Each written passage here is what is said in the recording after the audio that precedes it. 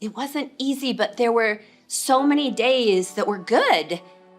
And I was kind of surprised that when I felt like it was okay to smile and it was okay to laugh and it was okay to enjoy a good season, he's enough. That the worst thing in your life can happen, and yet God is.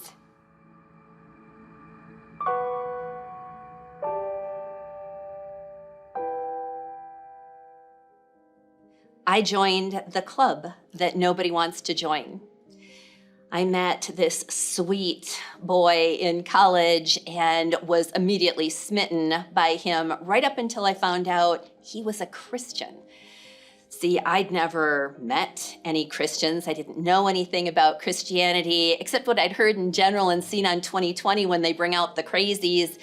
But this boy captured my heart and chased me and wooed me, and I married him, and we had a fairy tale life, 2 kids and a cat that didn't get into the trash. Jay, my husband, was just a remarkably caring and great provider. Just really felt like I had found my soulmate when I married him. And then just when I thought things couldn't get any better,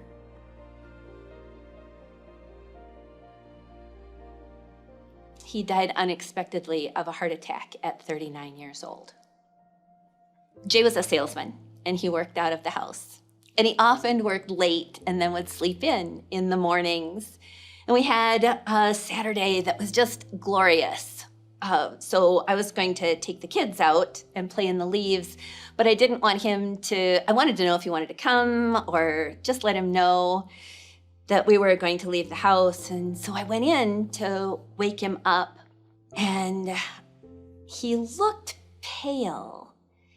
And so I thought, oh, he must not be feeling well. And so I leaned in and I put my hand on his forehead, and it was cold. And I can remember thinking, no, isn't that the response we have when we get bad news? Just no, fix this, no. Someone called 911, ambulances came, fire department came. There was nothing to be done. He was gone. And I can remember I walked out of I was in another room, just slumped against the wall, hugging my knees, thinking, God, this can't be right. This just isn't right. 39 years old, that's too young. My kids are only 7 and 4. This is just not right. And I can remember just feeling the presence of God come on me. That the Bible talks about the peace that surpasses all understanding. I had no clue what that meant until that moment. And when he fell on me, when the Holy Spirit fell on me, I just felt like, this is so wrong, but it's going to be okay. And I can remember thinking this thought just traipsed across the backyard of my brain, just trust me. Just trust me. And I'd been in a Bible study, and we had been going through the Proverbs, and there was one in 3, maybe 3, 5, and 6, trust in the Lord with all your heart and don't lean on your own understanding. Acknowledge me in every way and I will set your path straight. And I thought, I don't love this, but I don't know what else to do. So I just opened my hands and I said, I am going to trust you because I have nowhere else to go. And the peace just continued to follow me through, the funeral and the aftermath, the 10,000 pieces of paper that you have to fill out. Everybody needs a form, and it just takes forever. But I had this community of women, these 4 women in my life that were so like pillars, like foundational pillars. And they fed me and took my kids for play dates and celebrated my birthday. But they prayed and they prayed and they prayed that I would just see God, sense his presence, be functioning. And And I made it. It wasn't easy, but there were so many days that were good. And I was kind of surprised that when I felt like it was okay to smile and it was okay to laugh and it was okay to enjoy a good season. And what I came to understand was that, you don't have to be sad every minute of every day. Hollywood paints this picture of widows shrouded in black and scuffling aimlessly. And that wasn't my experience at all. I knew that Jay was in heaven. I mean, he's having a good day, but it stinks to be left behind.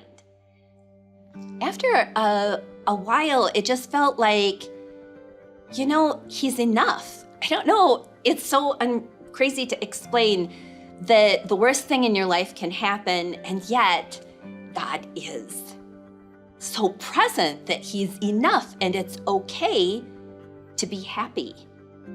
And you can hold those two things in tension. Like when you're crying, you can have one tear that's sorrow and one tear that's joy. You'll get this if you've been in that situation where it's just so miserable, but it isn't all miserable. And I just kept clinging to the pieces of my life that were good, that were lovely, that were helpful or profitable in terms of acknowledging who he was. And the kids and I just established this system, this routine every day. What was good? Find something good in your life. What was good today? And it was all right to have a bad day, but we decided we weren't going to have a whole bad day unless somebody died. You could have a piece of a bad day, but you couldn't have a whole bad day because it's easy to get stuck. It was so easy. People were so attentive. I mean, I got casseroles and cards and people gave me cash and invited me to things. And it felt like, like royalty. I had to have a girlfriend say, stop holding court, because it's so easy to get stuck in that season of sadness where everybody's taking care of you and not give back. So one of the things that my girlfriend challenged me on was, where can you give? Where can you serve? Where can you get off the pew and give back to people who have been so faithful to you? And that was really helpful because when you help somebody else, it took my mind off of my own troubles. Well, after a couple of years, I felt really good and it felt like, things were kind of rolling on track. That single mom thing, that's tough. But I started dating a fella that was a friend of the family, and he just came in and swept me off my feet. So we're dating and it's good and it seems like such an obvious plan. So we get married and we build this fantastic life together. And it feels like God has given me everything back that was taken from me. We spent a lot of time together in groups and we spent a lot of time together just getting to know each other and as a couple. And he came with a plane, a motorcycle, and a passport. He said, that's absolutely ridiculous for you to own a vehicle you don't know how to operate. So 40 years old, I got a pilot's license. I can fly a single engine airplane. I got a motorcycle endorsement and I bought a motorcycle that matched my lipstick. And then we started putting stamps in that passport and it felt like God had given me back everything that had been taken from me. We were married about 2 years. And he took a routine flight from Michigan to Pennsylvania to pick up a friend of ours. And he never got there. He just disappeared. And when you fly little planes, you don't have to file a flight plan. You can just get in the plane and go. And the hours rolled into days, rolled into weeks. And the state police was alerted, the Coast Guard was alerted because he had to cross 2 Great Lakes, and the Civil Air Patrol in 3 states was notified. I mean, NASA got involved in the search. Langley Air Force Base was trying to figure out how to track his blips on the radar by getting rid of all the other ones. And after weeks of searching for him, they found the wreckage on a mountain in Pennsylvania. And it was obvious that he'd been killed on impact. And I said to God, no, no. And he came right back with, I'll be with you. Deuteronomy 31:6 says, do not be afraid of them. He was talking about whatever enemy in the Old Testament was harassing his chosen people at the time. But for me, I thought, do not be afraid of them, whatever the circumstances are. Don't be afraid of what's to come, because I, the Lord your God, will be with you. And I knew that was true. And because I had just been through this 4 years earlier, I did have a sense of what was coming. And I knew that it was going to be a circus because of the media and because of the circumstances. I knew I could not stand in another funeral parlor dressed in black, comforting hundreds of other people. Because that's what happens when you're a widow. You're having the worst season of your life, and other people are lining up to presumably to comfort you. But what happens is, how did this happen? How could this have been? Why did this happen? And I think, gosh, you don't really want to know why. You just want to know how to keep it from happening to you. But I think it's a pretty normal reaction to ask why.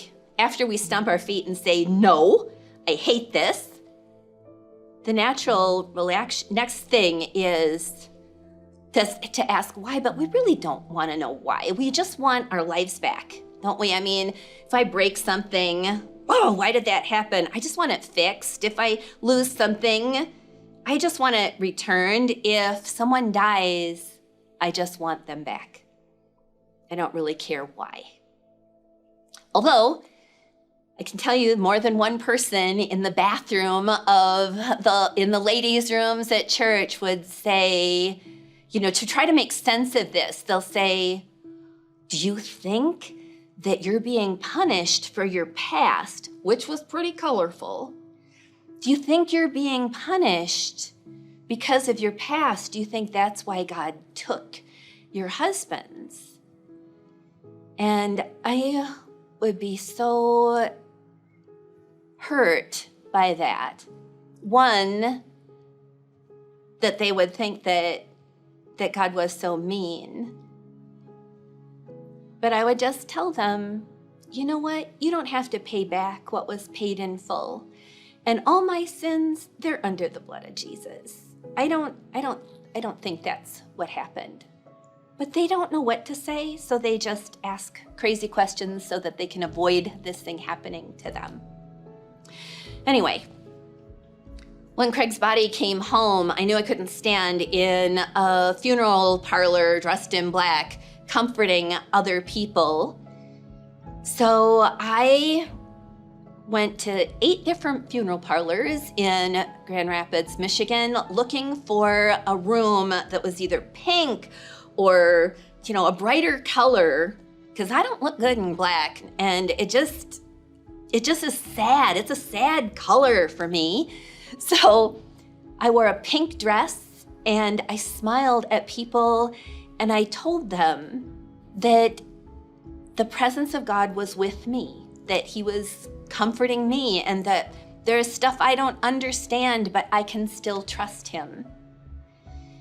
All these years later, I can look at Romans 8:28 again and say, God doesn't put things in your life just to punish you. That all things do work out for the good of those who love him. Resistance, hardships, trials, they're not meant to crush you, but to refine you. And what I know from going through being widowed twice is that you will never be closer to the face of God than when you are going through something that nothing else can fix. There's no amount of money that could bring my husband back. There's no amount of good behavior that could bring my husband back. The only comfort that there is the face of the Lord. And experiencing that closeness, it's like nothing else.